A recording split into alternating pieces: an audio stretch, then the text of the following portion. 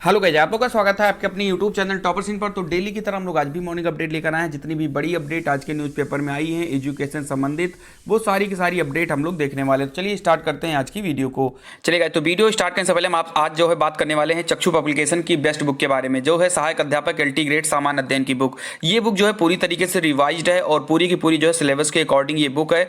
इस बुक की जो प्राइस है वो 299 रुपीज़ है। आपको ये मार्केट में भी मिल जाएगी, ऑनलाइन भी आपको अगर लेना है तो डिस्क्रिप्शन बॉक्स में लिंक भी दे दी गई है, आप इसको देख सकते हैं। सामान्य अध्ययन की बुक है, पूरी तरीके से रिवाइज्ड है और सिलेबस के अकॉर्डिंग इस बुक को बताई गई है। आप इस बुक को परचेज कर लीजिए, इस बुक से आप अच्छी तैयारी कर सकते हैं। इसमें आपको हल प्रश्न पत्र भी प्रीवियस ईयर 2018 का देखने को मिल जाता है। हर एक चीज बिल्कुल सिलेबस के अकॉर्डिंग है, आप इसको देख सकते हैं। लिंक मैंने डिस्क्रिप्शन बॉक्स में दे दी है। चक्षु पब्लिकेशन की बुक आपको जो है मार्केट में दुकान पर भी ये मिल जाएगी। चक्षु पब्लिकेशन की जो है सब्जेक्ट वाइज बुक भी आती है। इस बुक्स को भी आप जो है मार्केट से या ऑनलाइन आप इसको परचेज कर सकते हैं। लिंक डिस्क्रिप्शन बॉक्स में दे दी को आप यहाँ पर देख सकते हैं। यहाँ पर लिखा है कि अब कहीं खाली नहीं रहेंगे टीचर्स के पद। 31 अगस्त तक जो है टीचर्स के जो भी पद हैं उनको भरने के आदेश दे दिए गए हैं। देश के प्रमुख higher educational institution of teachers का पद अब लंबे समय तक खाली नहीं रहेगा। खाली होने से पहले ही उन पदों को भरने की प्रक्रिया शुरू करनी होगी। टीचर्स के खाली पदों को भरने में देरी को लेकर कोई बहाना भी नहीं चलेगा। एजुकेशन मिनिस्ट्री ने इसको लेकर के एक प्लानिंग की है। हालांकि इससे पहले सेंट्रल यूनिवर्सिटीज सहित सभी सेंट्रल हायर एजुकेशनल इंस्टीट्यूट में टीचर्स के खाली पदों को मिशन मोड में भरने का निर्देश दिया है। इस काम को पूरा करने के लिए 31 अगस्त 2022 तक की समय सीमा भी निर्धारित की है। हाल ही में पीएम मोदी ने सभी मिनिस्ट्रीज और डिपार्टमेंट्स में खाली पदों को भरने का निर्देश दिया था। यहां पर यह चीज बताया गया है कि कहीं भी अब टीचर्स के पद खाली नहीं होंगे और इसको लेकर के जो है निर्देश भी दे दिया गया है। कहां कितने पद खाली हैं यहां भी बताया गया है कि एजुकेशन मिनिस्ट्री की एक रिपोर्ट में कहा गया है कि मौजूदा समय में सेंट्रल हायर एजुकेशन इंस्टीट्यूशन में टीचर्स के 11,000 से ज्यादा पद खाली हैं। इनमें 6,500 पद अकेले सेंट्रल यूनिवर्सिटीज में खाली हैं।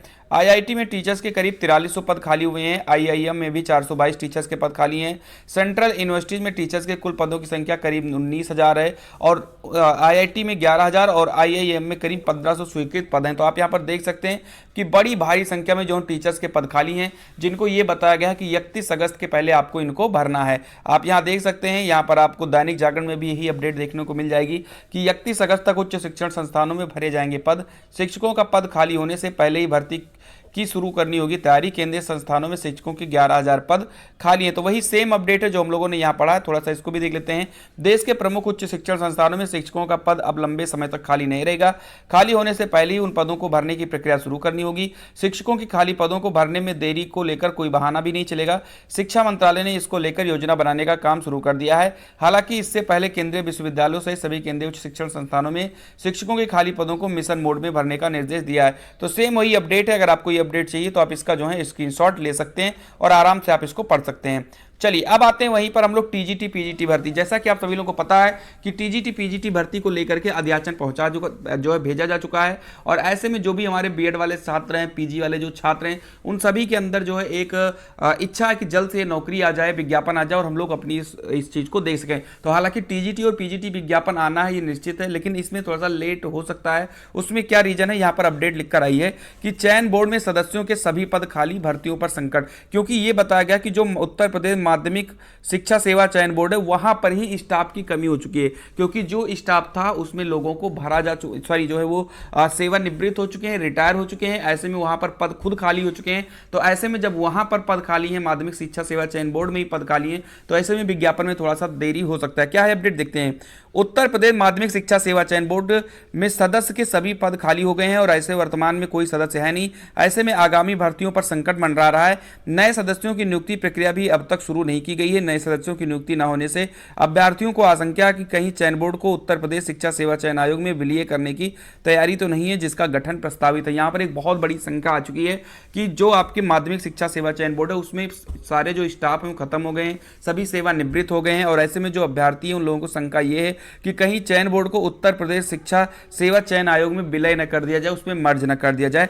चयन बोर्ड के 5 सदस्यों का कार्यकाल 8 अप्रैल को पूरा हो चुका है। इनमें ईश्वर शरण पीजी कॉलेज के associate professor doctor Dhirendra Dwivedi, Sanatan Dharma. तो यहाँ पर आप देख सकते हो, यहाँ पर यही बताया गया है कि जो इसमें 5 सदस्य काम कर रहे थे उन 5 सदस्यों को जो है 8 अप्रैल को सेवानिवृत्त कर दिया गया है और नए सदस्यों की अभी नियुक्ति भी नहीं हो रही है। तो जब तक माध्यमिक शिक्षा सेवा चयन बोर्ड में सदस्य नहीं आएंगे तब तक टीजीटी पीजीटी विज्ञापन में जो है दिक्कत हो सकती है और अभी ये फंस सकती है। इसलिए जब तक इसमें नियुक्ति नहीं होगी तब तक इसमें काम में तेजी भी नहीं होने वाली है। तो आप यहाँ पर चीजें देख सकते हैं। इसमें लिखा है कि चयन बोर्ड में कुल 10 सदस्य होने चाहिए, लेकिन सदस्यों के 5 पद पद पहले से ही खाली थे और अब इन 5 सदस्यों का कार्यकाल पूरा होने के सभी पद रिक्त हो गए, यानी कि जो 10 पद होने चाहिए थे उसमें 5 तो पहले ही नहीं थे और जो 5 थे वो भी 8 अप्रैल को रिटायर कर दिए गए हैं। ऐसे में अब कोई पद वहां पर है नहीं। इन 5 सदस्यों का कार्यकाल 2 साल के लिए बढ़ाया गया था, जिसका आदेश 7 अप्रैल 2020 को जारी कर दिया गया था। आदेश में यह भी स्पष्ट किया गया था कि अगर नवगठित उत्तर प्रदेश शिक्षा सेवा चयन आयोग इन सदस्यों का पदावधि पूर्ण होने से पहले लागू हो जाता है तो उस तिथि से सदस्यों का कार्यकाल स्वतः समाप्त हो जाएगा। तो ये एक बड़ी अपडेट है। जो भी छात्र टीजीटी और पीजीटी की तैयारी कर रहे हैं, हालांकि इसमें नियुक्ति करने में ज्यादा समय नहीं लगेगा। अब देखना यही है कब इन लोगों की नियुक्ति करते हैं सदस्यों की और कब जो है टीजीटी पीजीटी भर्ती का विज्ञापन जारी किया जाता है। हालांकि पद आना है, निश्चित है, वो कब आ रहा है उसको लेकर के थोड़ा सा विलंब जरूर हो सकता है। बाकी जो भी छात्र टीजीटी पीजीटी की तैयारी कर रहे हैं वो अपनी तैयारी खूब अच्छे तरीके से करते रहें ताकि आप लोगों को एक अच्छी सी नौकरी मिल सके। ठीक है, अब वहीं आ जाते हैं एडेड जूनियर की भर्ती को लेकर के। आप सभी को पता है कि एडेड जूनियर भर्ती जिसका रिजल्ट नवंबर में ही आ चुका था, उसके बाद से इसमें कोई भी काम नहीं हुआ है। आप देख सकते हैं यहाँ लिखा है कि जूनियर एडेड हाई स्कूलों में भी शिक्षक भर्ती फंसी। अशासकीय सहायता प्राप्त जूनियर हाई स्कूलों में भी शिक्षक भर्ती फंसी हुई है। परीक्षा नियामक प्राधिकारी कार्यालय की ओर से सहायक अध्यापक और प्रधानाध्यापक के 1500 से अधिक पदों पर भर्ती के लिए लिखित परीक्षा आयोजित की गई थी, जिसका परिणाम भी घोषित हो चुका है। अब परीक्षा के अंक और एकेडमिक रिकॉर्ड के आधार पर मेरिट बननी है और इसके बाद अंतिम चयन परिणाम घोषित किया जाएगा। इसका अभी तक कोई अता पता नहीं है। अभ्यर्थी जो है परिणाम का इंतजार कर रहे हैं। तो आप यहाँ पर देख सकते हैं कि सभी लोग इसका इंतजार कर रहे हैं, लेकिन इसका रिजल्ट नवंबर में आने के बाद भी ना ही अभी इसके आगे कोई भी प्रक्रिया नहीं चली। छात्र इसको लेकर प्रदर्शन भी किए, पीएनपी भी गए कई बार, लेकिन अभी तक जो है किसी के कान पर जूं तक नहीं रेंगी है। चलिए अब बढ़ते हैं आगे की तरफ। यहाँ पर आप देख सकते हैं यूपी टेट के रिजल्ट को लेकर के बहुत सारे छात्र परेशान हैं। सभी छात्रों का कहना है कि सर मेरे जो हैं, जब हमने आंसर शीट मिलाई तो मेरे 91 नंबर आ रहे थे, 92 नंबर आ रहे थे, 93 नंबर आ रहे थे, लेकिन जब हमारा रिजल्ट आया तो मेरा 88, 89 कुछ इस प्रकार का हो गया।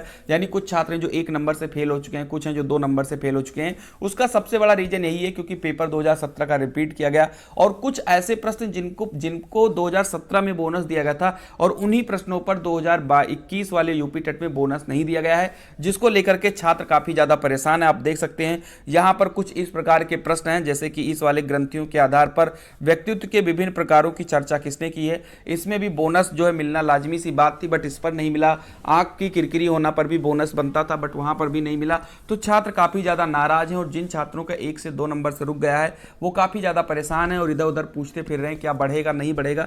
इसको लेकर के हम आपको अपडेट जो है जल्द देने वाले हैं, क्या होने वाला है, क्या छात्र इसको लेकर के कोर्ट केस करेंगे नहीं करेंगे। जो भी अपडेट होगी वो मैं आपको जरूर बताऊंगा, इसलिए चैनल सब्सक्राइब किए रहिए। जैसे मुझे कोई अपडेट मिलती है आप लोगों के समक्ष में तुरंत लेकर आऊंगा। चलिए बढ़ते हैं आगे की तरफ। अगली अपडेट है फ्री टैबलेट वितरण को लेकर के। इसमें लिखा है कि टैबलेट और स्मार्टफोन की आपूर्ति नहीं करने पर 14 करोड़ का जुर्माना। जैसा कि आपको पता है कि पूरे 1 करोड़ छात्रों को जो है टैबलेट स्मार्टफोन मिलना था, जिसकी शुरुआत 25 दिसंबर को इकाना स्टेडियम में किया गया था। यहां पर कहा गया है कि प्रदेश सरकार के विद्यार्थियों को मुफ्त में वितरित करने के लिए स्मार्टफोन और टैबलेट की आपूर्ति करने में नाकाम रही कंपनियों पर 14 करोड़ रुपए जुर्माना लगाया गया है। सरकार ने स्नातक, स्नातकोत्तर, तकनीकी, डिप्लोमा, कौशल विकास, पैरामेडिकल और नर्सिंग सहित कई पाठ्यक्रमों में अध्ययनरत 68 लाख विद्यार्थियों को स्मार्टफोन और टैबलेट देने का फैसला किया था। नोडल संस्था यूपी डेस्को ने दिसंबर में 25 लाख स्मार्टफोन और 25 लाख टैबलेट खरीदने के लिए टेंडर जारी किया था। लावा, सैमसंग और एसर से 12,700 रुपए। तो यहाँ पर यही देख सकते हैं कि कुछ कंपनियों को टेंडर दिया गया, लेकिन वो जो है समय से टैबलेट और स्मार्टफोन वितरित नहीं कर पाए, नहीं बना पाए और ना ही उसको मुहैया करा पाए। ऐसे में उन लोगों पर 14 करोड़ का जुर्माना भी लगाया जा चुका है। आप यहां पर देख सकते हैं अब तक सिर्फ 2,71,000 स्मार्टफोन और टैबलेट वितरित किए गए हैं, जबकि 68 लाख का जो है लक्ष्य रखा गया है। हालांकि अभी 2-3 दिन पहले एक न्यूज मैंने ही बताई थी, न्यूज़पेपर के माध्यम से निकल कर आई थी कि 100 दिन के अंदर जो है लगभग 10 लाख छात्रों को जो है टैबलेट दिया जाएगा। उसको लेकर के काम भी चल रहा है, बहुत सारे कॉलेजों में मिल चुका है, हमारे बहुत सारे व्यूअर्स हैं उनको मिल चुका है। जिन लोगों को नहीं मिला उनको जल्दी इन्फॉर्म किया जाएगा, कॉलेज की तरफ से मैसेज भेजा जाएगा और उन लोगों को भी जल्दी स्मार्टफोन और टैबलेट दे दिया जाएगा।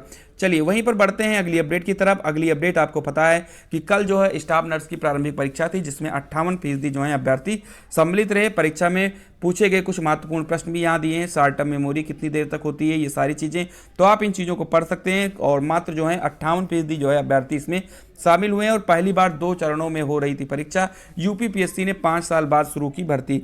स्टाफ नर्स प्रारंभिक परीक्षा 2017 रविवार को प्रदेश के 2 जिलों प्रयागराज और लखनऊ के 38 केंद्रों में आयोजित की गई। इसमें 58.54% अभ्यर्थियों ने अपनी उपस्थिति दर्ज कराई। परीक्षा एकमात्र एक सत्र में सुबह 11 से अपराह्न 1 बजे तक आयोजित की गई। पहली बार यह परीक्षा 2 चरणों में आयोजित की जा रही है। इससे पूर्व एक चरण की परीक्षा के माध्यम से स्टाफ नर्स के पदों पर चयन किया जाता था। उत्तर प्रदेश लोक सेवा आयोग ने 5 साल बाद यह भर्ती शुरू की है। ठीक है, यहाँ पर देख सकते हैं कि स्टाफ नर्स प्रारंभिक परीक्षा के लिए 18,058 अभ्यर्थी पंजीकृत थे, जिसमें से 10,572 परीक्षार्थी शामिल हुए हैं, यानी मात्र 58% छात्र इसमें जो हैं शामिल हुए हैं। और भी यहाँ पर लिखा है कि संतुलित और स्तरीय रहा पेपर। स्टाफ नर्स भर्ती के लिए पहली बार हुई प्रारंभिक परीक्षा में अभ्यर्थियों को सामान्य ज्ञान और हिंदी व्याकरण के सवालों ने तो उलझाया, लेकिन नर्सिंग से जुड़े सवालों ने राहत दी। ऐसे में जिन अभ्यर्थियों ने सामान्य और हिंदी के सवालों को ठीक से हल किया होगा, उनके लिए मुख्य परीक्षा तक पहुंचने की राह जो है आसान हो जाएगी। विशेषज्ञों के मुताबिक स्टाफ नर्स भर्ती के लिए पहली बार हुई लिखित परीक्षा का पेपर काफ़ी संतुलित और स्तरीय रहा था। आप यहां पर देख सकते हैं, जिन छात्रों को इस न्यूज़ को पूरी पढ़नी है वो इसका स्क्रीनशॉट ले सकते हैं और आराम से इस न्यूज़ को पूरा पढ़ सकते हैं। चलिए वहीं पर हम आ जाते हैं एक अगली अपडेट को लेकर के। पॉलीटेक्निक के लिए अब 30 तक करें आवेदन। पॉलीटेक्निक संयुक्त प्रवेश परीक्षा के लिए आवेदन प्रक्रिया धीमी गति से चल रही है। 1.5 माह बाद भी आवेदनों की संख्या 2 लाख तक नहीं पहुंच पाई है। इसे देखते हुए संयुक्त प्रवेश परीक्षा परिषद ने आवेदन की अंतिम तिथि 30 अप्रैल तक बढ़ा दी है। संयुक्त प्रवेश परीक्षा परिषद के प्रभारी सचिव राम रतन ने कहा कि रविवार शाम तक 1,53,884 अभ्यर्थी प्रवेश परीक्षा के लिए पंजीकरण करा चुके थे, जबकि 1,29,155 ने पंजीकरण शुल्क जमा कराकर अपना पंजीकरण पक्का कर लिया है। उन्होंने बताया कि ऑनलाइन प्रवेश परीक्षा 6 जून से 10 जून तक आयोजित की जाएगी। तो ये एक बड़ी अपडेट है, आप लोग देख सकते हैं। जिन लोगों को आवेदन करना है वो 30 तारीख तक अपना आवेदन कर सकते हैं। तो ये रही आज की अपडेट। अगर वीडियो अच्छी लगी है तो वीडियो को जरूर लाइक करें और चैनल पर नए तो सब्सक्राइब जरूर करें। मिलते हैं अगली वीडियो में। जय हिंद, जय भारत।